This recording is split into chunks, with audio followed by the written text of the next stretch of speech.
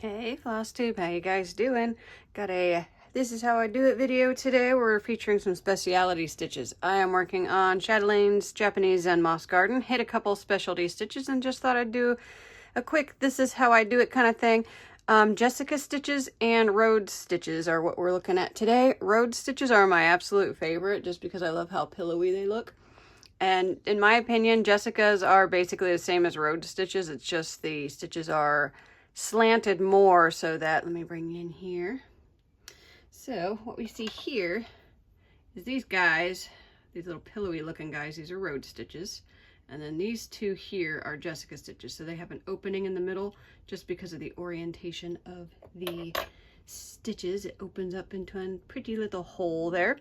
And I do a few little my way of doing things, but for the most part, this is going to be a beginner friendly tutorial. So one thing I notice people do a lot with Jessica stitches and Rhodes stitches is y'all try to count too much. So the ticket to executing a Rhodes stitch and a Jessica stitch is where do you start and where does it end and what direction does it go? So when you think about the engineering basically of a Rhodes stitch, it's a spiral staircase or a pinwheel. So a lot of times it's a square and it'll start from one corner and go to the opposite corner. The next stitch will be one thread over, you'll go down one thread over, one thread over, down one thread over, and so on, so that the stitch actually ends up spinning around itself and it builds up on itself over time. So you don't necessarily need to count that unless it's a super odd shaped Rhodes stitches, which there are some out there, and I can actually show you one. This one is a butterfly Rhodes stitch right here. This is a Victoria Sampler design. And again, it looks super complicated, but you just need to know where do you start and where do you end up. And yes, with this one, you do have to count a little bit because you're kind of moving the direction of where the threads are, and then the final thread is the body of the butterfly. So this is a super complicated Rhodes stitch, but we ain't doing that today. We're doing square ones today, so yay. And I'm just gonna show you real quick your basic directions for them. So the only thing I use, like these are the typical kind of directions that you'll see, like stitch diagrams for a chatelaine design. The only thing I use these for is where does the stitch start and where does it go down, and then with like a Jessica. So it'll start, it's numbered, this is number 1 here. Notice this is a square and we're skipping the inner corner here, and you're skipping all the inner corners on this stitch. So that's one thing to pay attention to for the stitch diagram. Not all Jessica stitches are going to be like this. Find stitch 1 and find stitch 2. It helps too if you just follow the straight line because there's so many, messiness on here. So I'm following this line. So here's where it ends, and it is 3 threads up. Now I will say, when I started doing this stitch, I miscounted a little bit and I went 4 strands up. It just makes my hole a little wider and I kind of like it. So I'm stitching it the wrong way. But you just want to find where do you start and where do you go down. And then from there, what direction are you going? Typically, I like to work kind of counterclockwise. So stitch number 1 comes here, goes down, and then you're going 1 over, 1 over, 1 over, 1 over, 1 over, 1 over, 1 over, 1 over. You don't count. You don't really count, aside from where you are. Now, with a Jessica stitch, it gets a little bit messier than a Rhodes stitch because eventually, as you end up working your way all the way around here. So eventually, you're going to start coming up where other threads went down. So you kind of have to pay attention a little bit closer then. And, just, again, make sure you're moving ahead because these areas will still be clear. And I'll show you when I demonstrate. But the Jessicas get a little bit messy once you start coming up where threads already are. And then the final stitch, I do something a little different, and I'll show you both ways that you can do that. So Rhodes stitches, even easier. They just all spin around on themselves, and just depending on which shape it's in, like this one's a square, so that makes it pretty easy. And then if you've stitched your chatelaines and you've done all your cross stitching, you've pretty much left basically little openings, so you don't have to really count that either. Okay, so let's get you up all good and close. And let's do the Rhodes stitch first. So I have threaded basically the wrong color up here because it's this dark color and I thought you guys aren't going to be able to see anything. So try not to shake you guys too much. This is going to be fun for me to do. I'm going to do this through the camera too because of how my camera's position. So the typical way the diagram is situated, so this is a 4 square wide, over 2 4 square, I say. That's just how I count in my brain. But it usually goes from corner to corner. So doing a Rhodes stitch that way, oh my god, this is going to be tricky because I can't quite reach. And just whatever direction you're going, it doesn't really matter. You'd come up one other thread and then go down next to the other one. So it just kind of spins around on itself. Oh, this is so awkward. I'm actually using the camera to see where I'm going just because. But this stitch just builds up on itself and it makes a lovely pillow. Also, I will say this, the chart called for one thread to be used for this particular stitch, but I wasn't happy with the coverage and I like my Rhodes stitches to be nice and fat, so I'm doing it with 2 threads. Do what you want.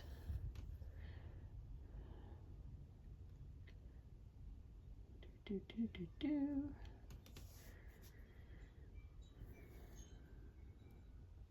And one way to know if you're doing a square Rhodes right is when you get across the other end, it will again go from corner to corner. So if you get to a corner and you're going down some other thread, you know you miscounted somewhere. Not really so much, again, I say don't count so much with these, more just what's the thread that's next door. You might have missed a thread. Do, do, do. Oh, so awkward.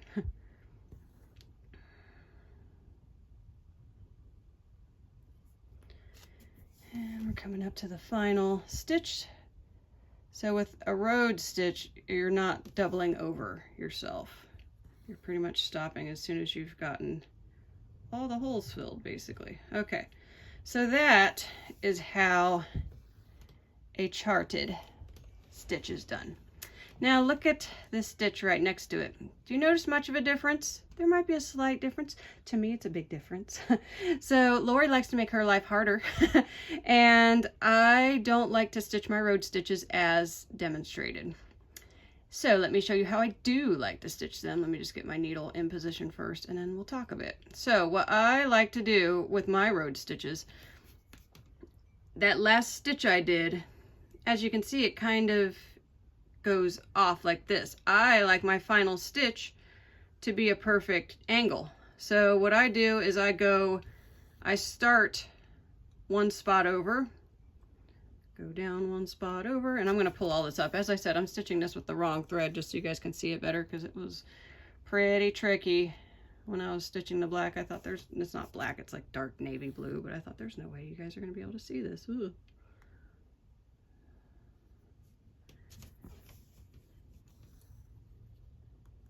So the very subtle difference, you know, if you're prone to being compulsive, maybe ignore that little piece of advice, because you do have to, well, there's one other thing I'm going to mention too, that if you're prone to compulsions, you might want to shut your ears a little bit. But I like my final stitch on the Rhodes to be at the perfect diagonal. I don't like the first one to be, and then the last one's a little, you know, off center to me. I can't tell if I'm in the right spot here. Again, I'm stitching through the camera, which I don't usually do. It's just how I had to set things up with the camera so you guys were able to see stuff, because I didn't want you guys seeing the back of my hand like you were with that Bead With Me video. Sorry if you're hearing all the wind chimes. It's really windy out there today. You might also be hearing my dog snoring. Sure y'all are used to that though. Okay, so this would have been the last stitch if I had started in the corner like I did the last time. But since I started a little bit ahead, now my final stitch is corner to corner. And again, that's just me being compulsive, thinking that it looks nicer. It messes with my brain a little bit. But see, I just like how the top one looks angled like that. The one here in the middle is the one that I did opposite. Very, very subtle difference, as you can see. Now, if you really want to get compulsive, look what these two are doing. And it goes all the way around. So you can just stitch all your Rhodes stitches the same way. It's totally cool. This is just me being extra. But I like all of my top stitches to point in, whether they point in like this or point in like this, it doesn't so much matter. But I don't like them all being the same way, so I kind of start flipping it all the way around. So I have to do that 4 times. This is flipped, this is flipped, this is flipped, this is flipped. And it's just basically I'm going like, oh, I think counterclockwise here, clockwise here, counterclockwise here, clockwise here. Again, that's me being extra. But for me, it's, I like how the top, I pay attention to how the top thread looks. So that's just me. But anywho, you don't have to do that. You can do absolutely every single Rhodes stitch the same way. You know, like, I'm not saying be like me, but that's just a thing that I do. So you do sometimes have to figure out for a second, wait a minute, if I want my top stitch to land like this, you know, which stitch do I start? So typically if, like, say this is where I want my top stitch to be, I would start here, not here, just depending on how you want them to go. Okay, so now let's get to these Jessicas. I got this one halfway done, but I'm gonna do this one just so you can see how I get it started for the most part, and then we might pick up from here and go from there. It just depends. It's kind of in a twitchy spot for me. So with this one, according to the chart, you count up 3 threads, but I miscounted, so I'm going up 4. And again, with this stitch, according to the chart, there are no threads in any of the corners. So keep that in mind when you're working your way around here. So first stitch, I found where I start, which was 1 thread over from this corner. I'm supposed to start 3 threads up, but I'm starting 4. And because I don't count, that doesn't really matter too much, as you will see here. Oh gosh, this can be hard to see. For me at least. You guys can see fine, but that's the important thing. So all you do from there is go 1 thread over from where you were.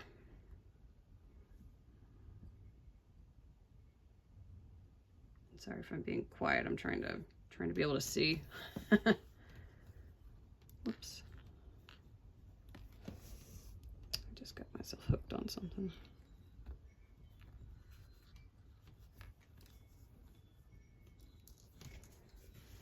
All right, and you just go 1 thread over from where you were. And again, sometimes you have to kind of like, where did I come up at? But these stitches just spin around on themselves. And hang on, I got caught on the thread. There we go. Sorry about that. And just, they spin around, and because with this Jessica stitch, the angle is wider in the square space, then it leaves the opening in the middle, whereas with like the Rhodes stitches, they spin around directly over the center, kind of like a spiral staircase. Did I come up in the right spots? It's so hard for me to see. But I am just kind of giving you guys the basic idea here, I hope. Just trying to make specialty stitches a little bit less intimidating. Gosh, I cannot see where I'm at. Oh my God.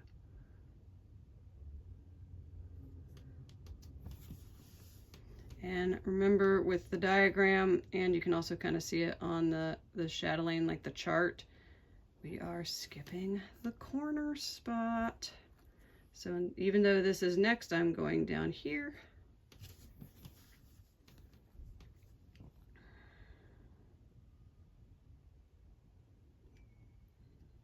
Sorry, I know this probably isn't the funnest thing in the world to watch,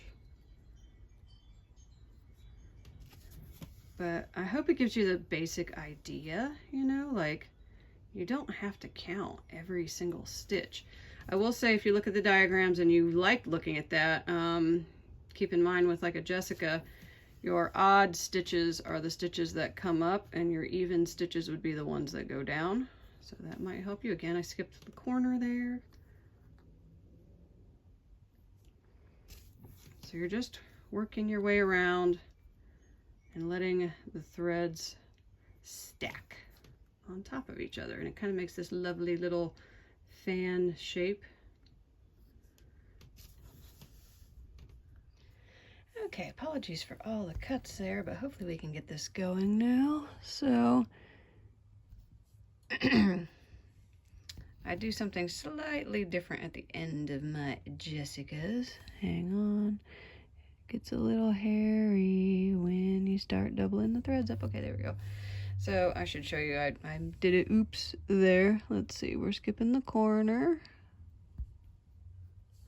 Okay, so one way that I keep track of where I'm coming, where I'm going, is I don't pull taut all the way. That way I can kind of see where the next hole is once the threads are all, once you're doubling over them. So that's a little trick there. Gosh, it's been tricky filming this. Oh my god. But I'm trying to show it to you guys, so it's worth it.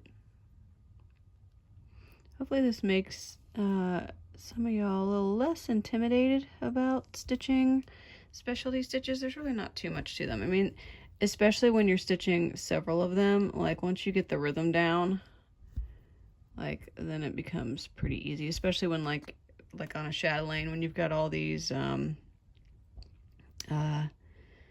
cross stitching areas done first, so it kind of gives you a framework, and then you're just going around. It makes it kind of easy. And I love specialty stitches. I just really like the texture that they give to pieces. Kind of mixes things up a little bit. But I wanted to show you more clearly how I finish my Jessicas, because I finished mine a little bit differently. There's kind of two ways you could do it. Neither one of them is like right or wrong, mind you. Hang on. Okay, I had to keep track of where I went. That's probably the hardest thing about a Jessica, is once you start going over the areas where you're doubling up. Trying to not lose your place is probably the hardest part with them. But yeah, sometimes I just remember, don't pull your thread all the way taut. That way you can kind of see where it's at before doing that.